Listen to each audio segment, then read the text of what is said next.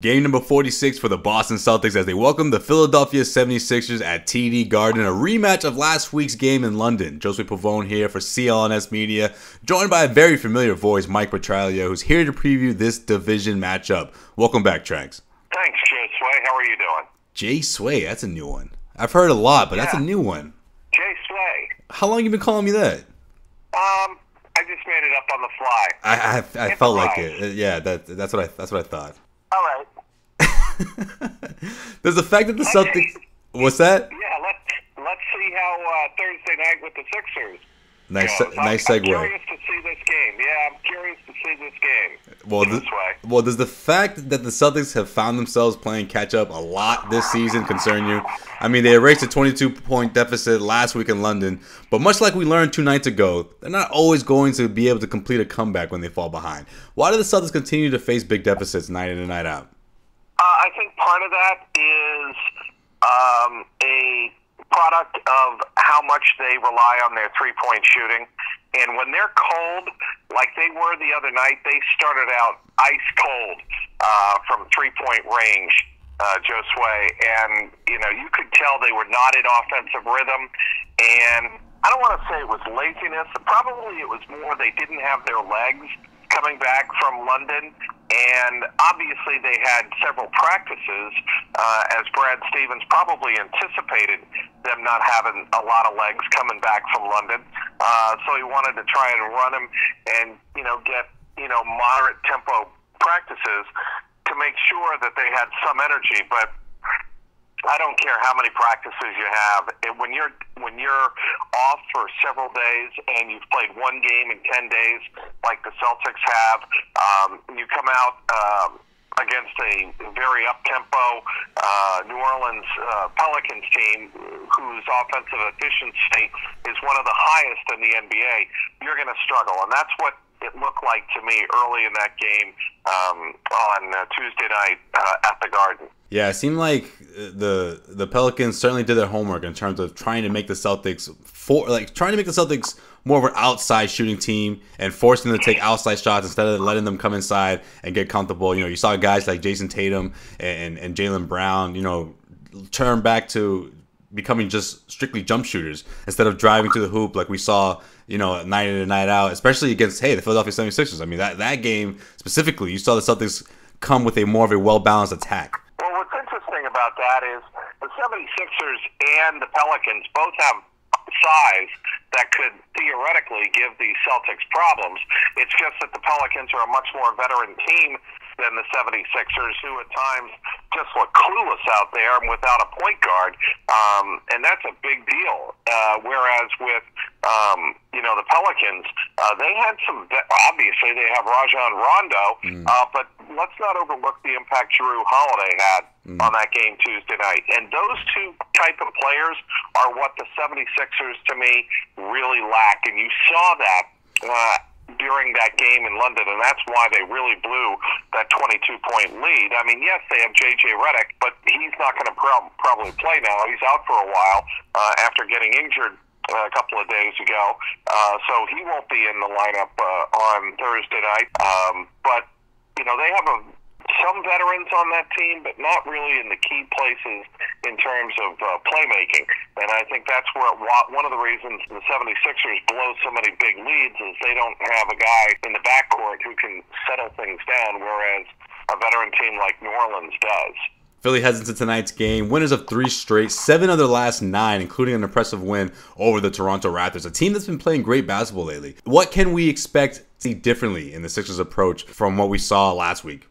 Well, I think if the Celtics don't have Kyrie Irving, who's nursing a shoulder injury, that makes a huge difference. And I think the Sixers will probably come out and try to establish Joel Embiid down on the low post a little bit more.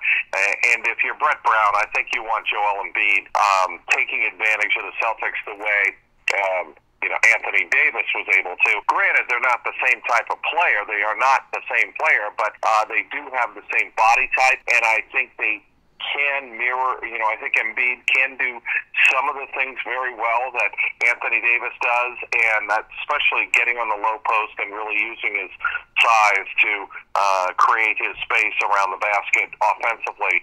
That's what I think you would see the 76ers do a little bit more of. I was very impressed in the first half with Ben Simmons in London. I thought that was as good as he has looked, certainly, in a very small sample size here in his rookie year in the NBA. But Ben Simmons, to me, you're going to see a lot of Ben Simmons on Thursday night. You're going to see a lot of Joel Embiid.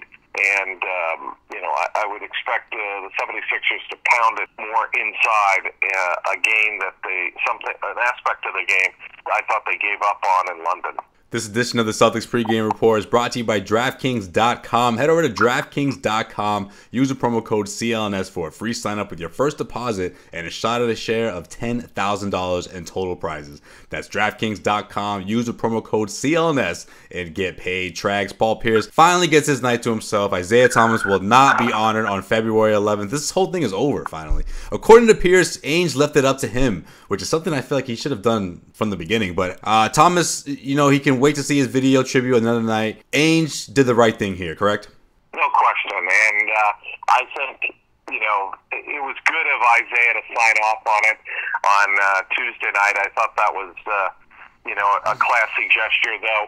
He made some type of subtle, jab at Paul Pierce through Jalen Rose's Instagram account. I don't know if you saw that, where Jalen Rose was saying that Paul Pierce should ease up and give Isaiah his time, and Isaiah Thomas supposedly on Instagram liked the video that Jalen Rose posted about him ripping into Paul Pierce a little bit.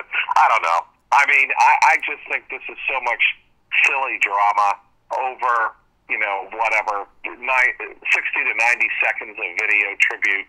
I'm sure that the Celtics did the right thing in terms of appeasing Paul Pierce, and I do believe Paul Pierce deserves his own night with no other distractions. But it just seemed like this story took on a life of its own, and whatever. I mean, hopefully, the Celtics and Cavaliers can meet in the playoffs, and maybe then Isaiah Thomas will get a video tribute, but then people will lose their mind over giving a tribute to a player in the playoffs. Who knows? Yeah, I feel like the ESPN broadcast team is having more fun with this than anybody. This whole back and forth and these jabs left and right.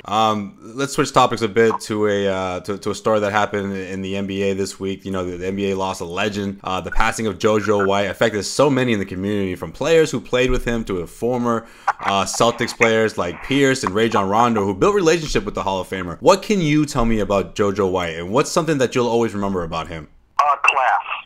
And I don't think there's a better word that captures what JoJo White meant to the Celtics on and off the court, and what he meant to the Boston community. And he was one of the most reliable spokespeople for the Celtics organization over several leadership groups. I mean, every owner that's ever owned the Celtics since JoJo White retired always made sure that JoJo White was involved in community relations and made sure to make him part of the family, because he's so beloved. And with JoJo White, I can tell you, in talking to a few people, since his passing, Joe Sway, that none of it was forced. It was all genuine. And when you hear guys like Rajon Rondo say nobody had a bigger impact and no one was a bigger fan of me than JoJo White, I think that really